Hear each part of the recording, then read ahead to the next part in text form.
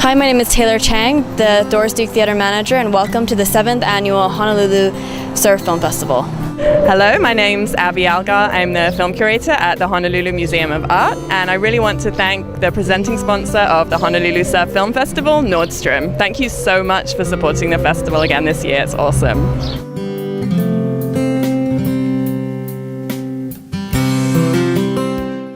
The opening night featured a screening of The Legend of Eddie Aikau and was attended by the Aikau family Ohana. It was the feature-length film version.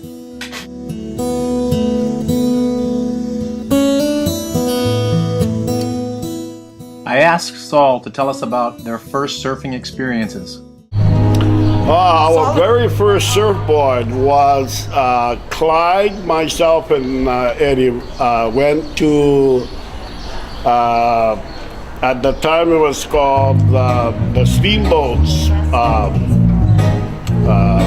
Steamboats had a surfboard concession out in Waikiki, and that was the first time. In the documentary, Clyde talks about it, the first time that we went surfing and standing up and riding the wave. And this was Sam Steamboat.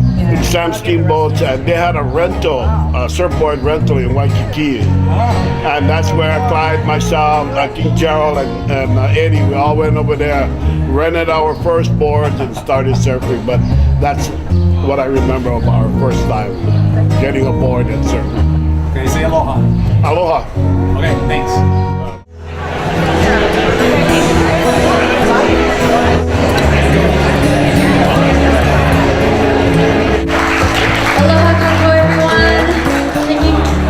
Thank you so much for joining us for the opening of our 7th Annual Honolulu Surf Film Festival, and we're incredibly excited. It's our 7th year and it's going to keep on going, so please continue to support us. I'm just going to show you what we are raffling. So this is a poster that was donated by the Aikau family, and it was signed by all the family members, and usually these run for $100 or more, but the lucky people today are going to get it for free. And those people, so there are 25 numbers hidden under the bottom of 25 seats. So everyone just take a look. Everyone take a look.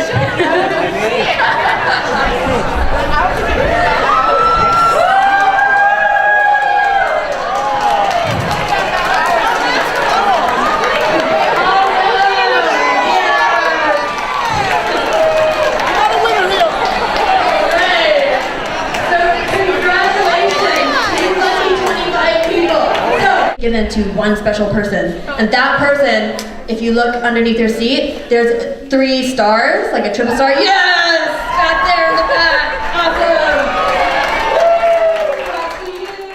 Awesome! My name is Abby Algar, and I'm the film curator here at the Honolulu Museum of Art. And we're so proud to be able to mount this festival in the birthplace of surfing, and this evening to be able to bring it back home with this film, Hawaiian, The Legend of Eddie Aikau, in celebration of the life of one of surfing's most revered and legendary figures, and the culture which he loved and strived to preserve.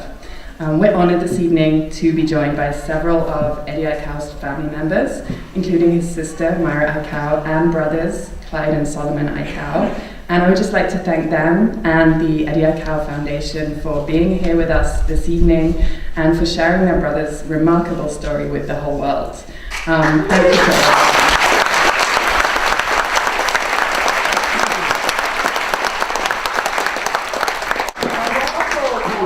I wanted to express that Ricky Gregg has the very last words of the film.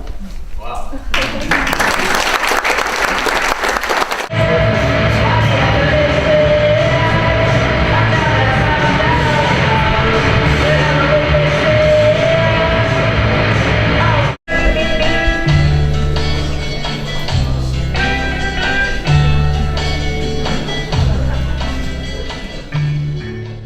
Anyway, we're always very honored and very privileged to have the opportunity to come and share some, stories about Eddie. Any questions in the audience you guys want to know, or inside scoop on? Go Go ahead. Were you guys associated with Gabby? Oh yeah, my dad used to go down to Nalo on the east side and go sit down on the back porch with Gabby and have a few beers. And it was always a lot of fun out there with, Gabby. Our sister Mara used to work with him too for the city and county. Gabby worked for the county, teaching people how to play guitar, ukulele, and then our sister Mara used to work with him at times. We want to share that this documentary was up for the 30 for 30, an Emmy. And it won the Emmy for the ESPN 30 for 30, and on the news they had it that this is the only movie or documentary that's won an Emmy in Hawaii. And so, a credit to Paul and George that they did such a good job with the documentary to win the Emmy. We have a question on the left side. Yeah, how might Eddie's spirit still be woven into the ukulele's voyage right now? How's he still a part of the ukulele? Nainoa gave a speech in Papaete when they landed, and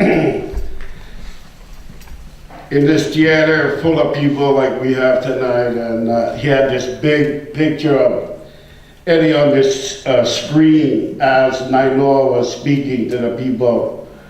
And giving that the spirit, Eddie's spirit, is why they're doing this, and trying to educate the young navigators. And with Nainoa, it's really personal. Eddie is really personal with him, and so his spirit, and it still lives on, and Hokulea. And Nainoa's dedication is, with Eddie, and to encourage all the kids. And of course, it lives on. His memory lives on with Hokulea. Well, when he got lost at sea, Eddie, and for the last 20 years plus, I don't know how many years it's been, but a lot of years. Nainoa obviously feels a personal blame for what happened, along with the Captain Lyman. For a lot of years, I wanted to sit down with Captain Lyman especially, and to sit down and to look him in the eyeball and tell him that, no matter what you would have told Eddie, no matter what you would have tried to do, tie him down or something, Eddie would have found a way to go get help, no matter what the captain would have told him that night. And the captain, all the way until the last breath that he took, he felt responsible, for the loss of Eddie. But I had expressed to Captain Lyman's family that, it wasn't the captain's fault and it wasn't Nainoa's fault. Eddie was going to go no matter what. Sir. So if I remember correctly, they were 5.5 hours out from Oahu. Could you geographically describe where they were? How many miles from Oahu? And was Eddie trying to get back to Oahu? And from the map, I would imagine he's going into the wind, into the swell. I think it was Lanai. They could see Lanai from the canoe, and that's where he was heading. Was to Lanai. That was visible then. At times. Yes. Although the swells were, it was like hurricane, and the swells were pretty big, but it was Lanai, and the next night, actually, from what we heard, is that they make bonfires and stuff that maybe if he could still see it, that he would head over there. But, you know, the way the conditions of that evening, you know, one paddle forward, two back, and so we feel that he was drifting to pass towards Kauai, actually. And, you know, Ricky was Ricky was kind of the head guy at the house, Ricky Gregg, that was kind of analyzing the waters, the winds, and everything, and kind of diagnosing where we should go and look. And when we saw his surfboard, like Nainoa said, we were almost down Makaha side. And so we figured he drifted that way towards Kauai. And when we searched, because we searched, you know, from Lanai and Honolulu, and then we went to Kauai, in the caves. I mean, it was pretty dangerous. Some guys had to repel some places because we had these people, what do you call it, the psychics, that were calling the house and saying, you know, he's in a cave, he's hurt, he can't yell, but he sees you. And so that drove the number of people that was looking to go into these caves, you know, in the islands. And you know, after a while, one of our good friends fell off the cliff and broke his leg. And that's how our dad, that was it already. That was kind of a sign that to let him go. And so that's why we actually ended it, because somebody fell off a cliff. And it was, what happened is we were looking for Eddie in a cave, and we ended up on this cliff, and our friend was trying to climb down to go look under this cave, and he slipped and fell about 20 feet. And he fell on this reef that was showing, and it was low tide. And in the next few hours, it was going to be high tide.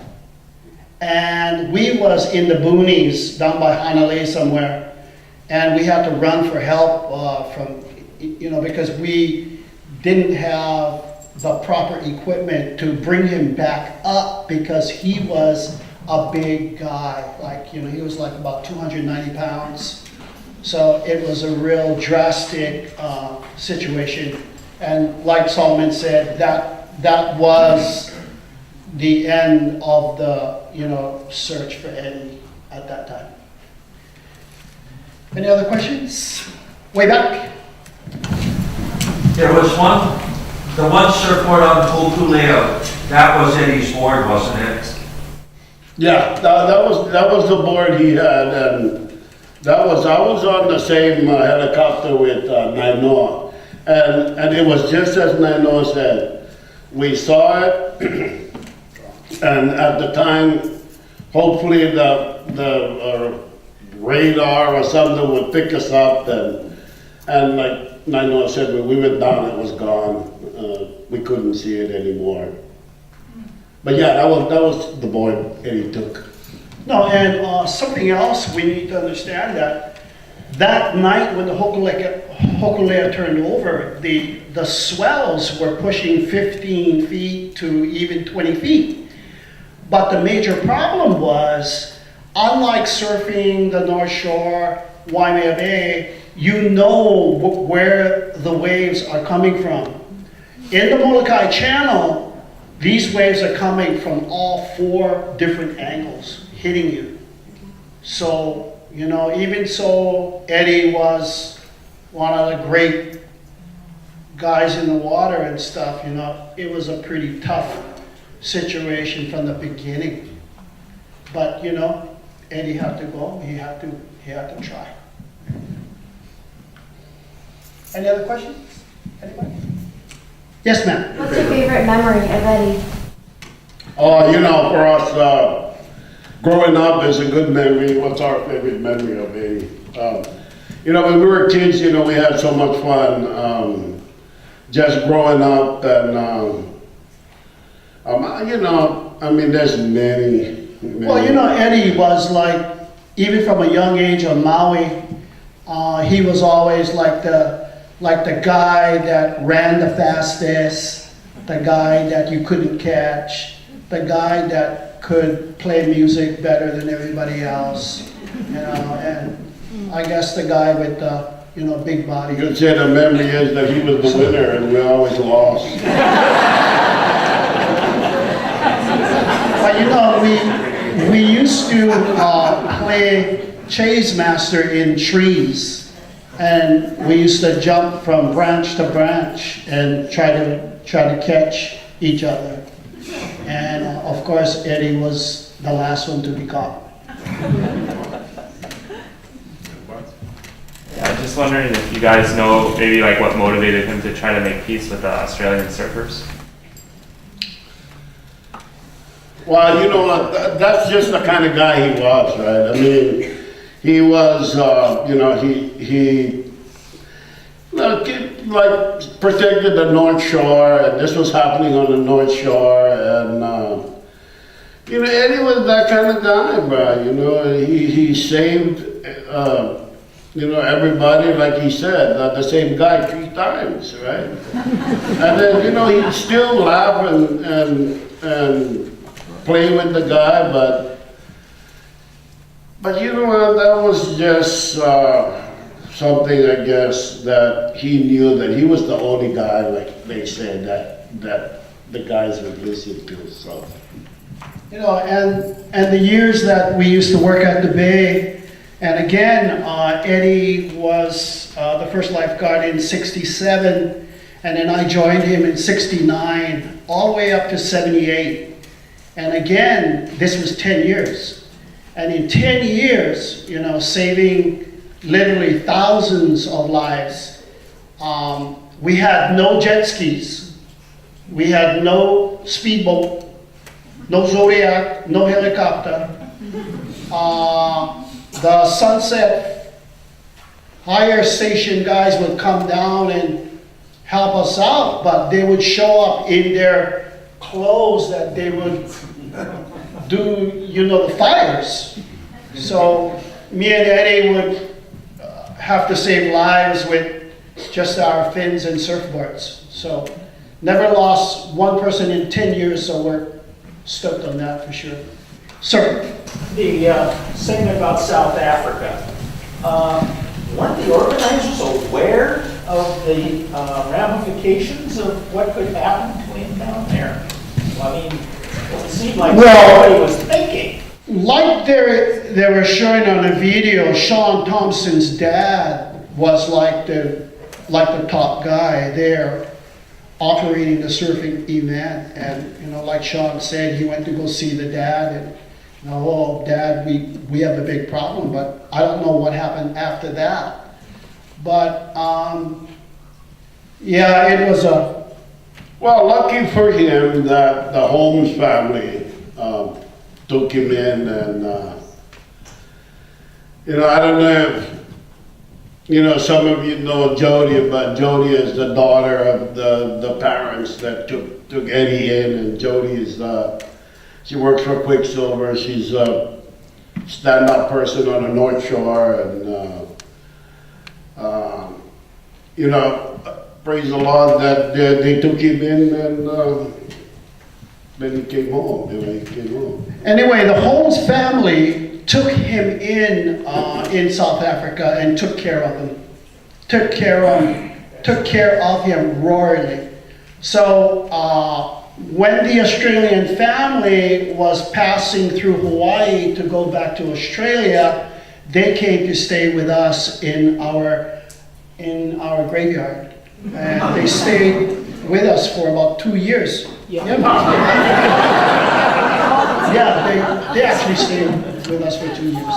Yeah, but to answer your question, yeah, it was a weird thing that nobody knew about that, and You know, Eddie just found out when he was checking in, so the organizers, which is correct, you know, they should have known that, but we don't know. And I guess they just passed everybody because he was Hawaiian, right?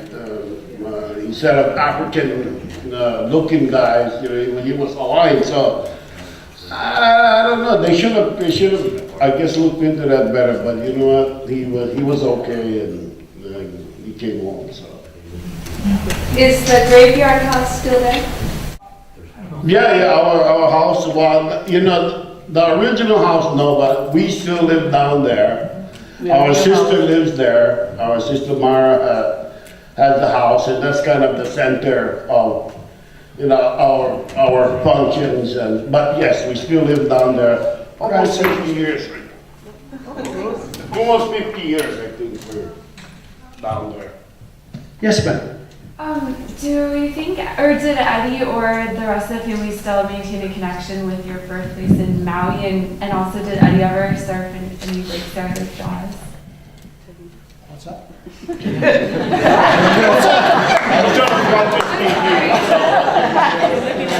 was just wondering if Eddie still felt connected to his, he was born in Maui, correct? Yeah. Yeah, did he still feel a connection to his birthplace in Maui, and did he ever go back and surf over there, for example, with Jaws? Well, no. You know, the surfing is all on this side, except for a place in Lahaina where they said no. You know, nothing. We are connected there, and when we go there with that, because we do talks like this, where they showed his film there, we let them know where we used to live, and right across the street is where our dad took Eddie surfing, and but yeah, you know, we're still connected, and but not too much surfing in Maui, mostly over here. Yeah, most of our cousins was police officers in Maui. My uncle was chief of police. My family actually comes from Hana, Maui. My grandpa was a sheriff of Maui. We have a photograph of him with a big black hat and a big badge. Sheriff of Hana, Maui. Any other questions? Way back there. Can you please describe the moment for your family and for Eddie when he won the Duke? Okay, the last part. When he won the Dukes, the emotion from the family when he won. Oh. Who won the Duke? What? Right.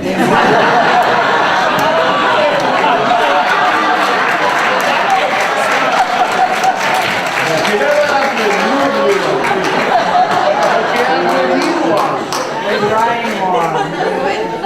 When Ryan won, what was the emotion like in our family? Oh.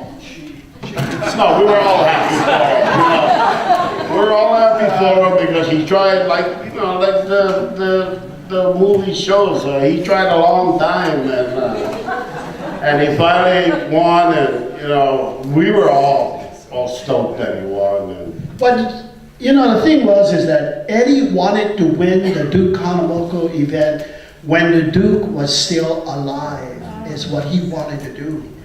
But I think when Eddie won the Duke had passed maybe a year before that. But yeah, he was super jazzed on that. you know, and Clyde, I mean, you know, not boosting his ego. You know, Clyde is the only guy that won a contest at the Bay twice. There's no other person. There's no other person that has won 2 contests at Waimea Bay at the Wave Heights that Clyde's won it. Kelly got close, and then, but I think Long just beat Kelly out. But Kelly would have been the second guy to have won twice. But FYI, Clyde twice.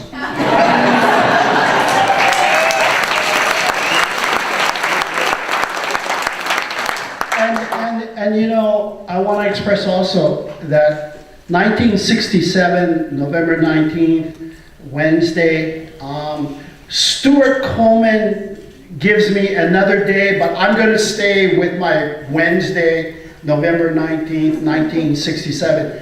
That day, Waimea Bay, like you saw on the film, is the biggest rideable day Waimea ever produced, from 1967 all the way till 2014. And I caught every swell that came in since then, and rode them too. So I'm legitimately telling you that Waimea Day is the biggest day ever ridden. I mean, we have a photograph of Eddie at home. His board is 11 feet long. You can take that 11 feet and scale it down the wave 5 times. 11 feet board, 5 times down the face of the wave. That's pushing 40 feet. I don't think nobody else rode a... And that's a paddling too.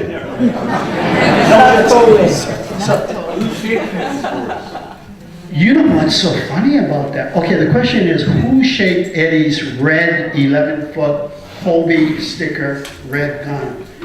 And even I didn't really know until about 2 years ago. Wow. Dick Brewer. Yeah. And I just found that out about a couple of years ago. You know, his board is like old school board. I mean, it's just, if you look at it, it's really straight. I mean, today, you know, you look at the boards today, you know, they're all got these scoops, but you know, you don't know how he rode that board, because I don't think there's a surfer today that could ride that board on a 20-foot, 30-foot wave. That board. Yeah, it was like the old board. You know, I remember him saying that just the tail would be in the water because of the pintail, the design of his board. And that would be the only part that would stay in the wave is the pintail. Okay, if you guys want to really look at the surfboard, you guys have a treat. It's down at the Quicksilver store in Waikiki, and it's right on the wall. So if you're in the area, you should go check it out. And the shorts. Dick Brewer also shaped And the Jerry shorts. Aikau. What kind of relationship did he have with Jerry? You know, they were all good friends. You know, in the day it was, Jerry's was, lightning bolt. Oh, yeah. Jerry was shaping and his boards were lightning bolt. But, you know what, they were all good friends, right? I mean, you know, when you're out there and it's that big, you know, it's and also Jerry was not a big wave rider. Jerry was bonsai pipeline, end of story. I mean, he would come surf Sunset Beach, but not real, you know, stoke. Pipeline was his trip. And a movie star, you remember, somebody must know what movie that is he was in, I forget. Yeah, there you go. Yes. I just wanted to ask if you know if Eddie would really tow.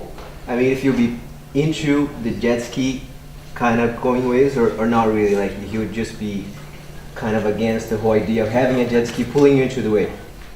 You know what, you know, if it's the going on thing that everybody's doing, I think he would have tried it. Yeah. Yeah, would Eddie tow? That's my question. Oh yeah, I had this guy on the North Shore creating Eddie would tow deals, and us guys wasn't so happy with that. I wanted to know. So I think we'll talk story we did. No, but I think he would have done it. I mean, I don't think he would. Akbar said he don't. Eddie would tow. Bring another chair up here, please.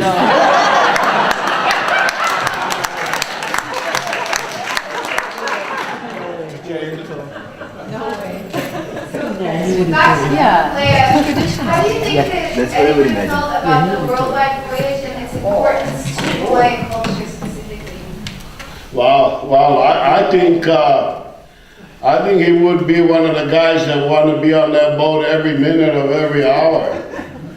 By the way, I am going to go on the Hokulea voyage mid-November to New Zealand. To New Zealand, you're on the Cat Fuller? Oh, I'll be with Cat Fuller? You're on the boat with Captain Fuller? Never mind.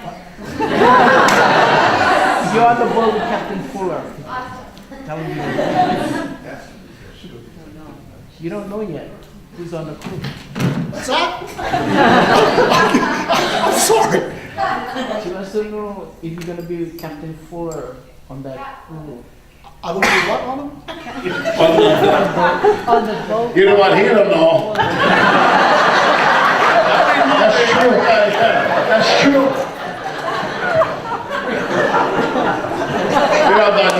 To answer your question, I think Eddie would definitely want to be on that tour. I mean, He seems like a really intuitive guy. Do you know if he was superstitious at all or anything like that? Like, you know, he's very intuitive, like with nature. Do you know if he was superstitious at all or anything weird? Okay. Superstitious, if Eddie was superstitious. Sullivan? No. Well, I think we all are to an extent. Well, you know, Eddie was a type of guy where if he was going to go to the North Shore and hang out there for about 2 or 3 days, he would take about 6 shots, 6 shirts, all his boards. He would always try to prepare himself. Okay, to answer your question, just that question is, we had this one guy before Eddie left that said, don't go, okay? Something's gonna happen, you're not gonna make it. And so this came through the family, and Eddie knew about it, and of course you think, Berta is pupuli, right? That he thinking that kind of stuff. So he went anyway, right? I mean, what the guy was saying will happen. So, suspicions or whatever, I don't know, we were told not to, and he still went anyway. Well, you're talking about that subject. When we were looking for Eddie, the family was desperate. Like how a lot of families are desperate. We were desperate, and we started to turn to psychics. One psychic said that, Eddie's out of Makaha, and there's a whale out there who's floating, and Eddie is in the whale. Another psychic said that Eddie was in this cave, and he's hurt, and he's calling for help. And then we'd send everybody to go look for caves. Then we had another psychic that said something else and something else. But, when a family gets desperate, they try everything. So, the psychics didn't work out so good for us. Well, you know what, for us, for our family, we find peace in, how Eddie went and, where he went. And for him, it was, I guess, the perfect ending for him. And what he was trying to accomplish and where he ended up. So, we're we're happy with that, to deal with that and to know where he is. I have some sons, 2 sons that passed away, and they were young boys, and but we put them outside of Waimea Bay, about 5 miles out from the lifeguard stand, and so I have 2 sons out there with him. So you know, we find peace in where Eddie is and where the boys are. So you know, it's a good. I mean, he was lucky. It's a good place to be anyway. So, you know, with that, you know, I think we're gonna end. So, you know, we just want to thank all you guys and the Academy for doing this, and we appreciate all of you coming down here.